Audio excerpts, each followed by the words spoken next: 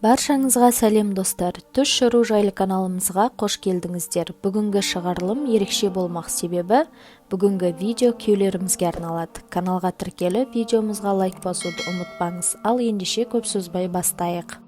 Егер де сіз түсіңізде күйеуіңіздің күліп тұрғанын көрсеңіз, сіздің бақытты және керемет өмір сүріп жүргендігіңізді білдіреді. Ал егер түсіңізде күйеуіңіздің басқа бір әйелге үйленіп жатқанын көрсеңіз, сіздің күйеуіңізді бақытты қылып жатқаныңызды білдіреді. Сондай-ақ түсіңізде күйеуіңізді көрсеңіз, көп ақша табатындығыңызды білдіреді.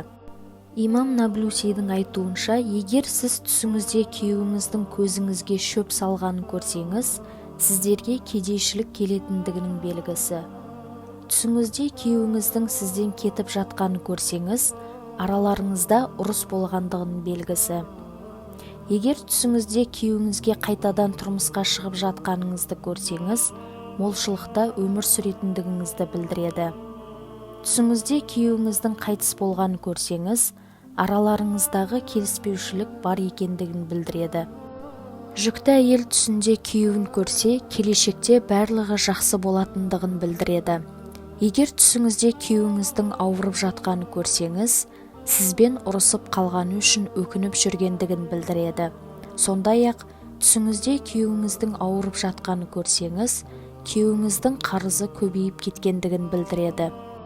Егер түсіңізде күйеуіңіздің алыс жолға кетіп бара жатқанын көрсеңіз, өзіңізге көп көңіл бөлу керек екендігін білдіреді. Түсіңізде күйеуіңізбен жүргеніңізді көрсеңіз, араларыңызда барлығы жақсы екендігін білдіреді.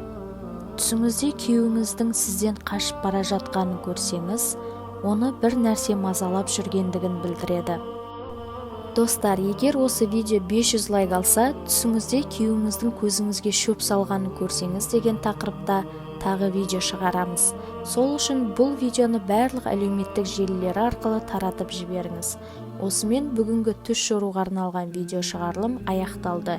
Егер видеомыз ұнаған болса, лайк басып комментария жазыңыздар. Сондай-ақ каналға тіркеліп қоңырауды басуды ұмытпаңыздар.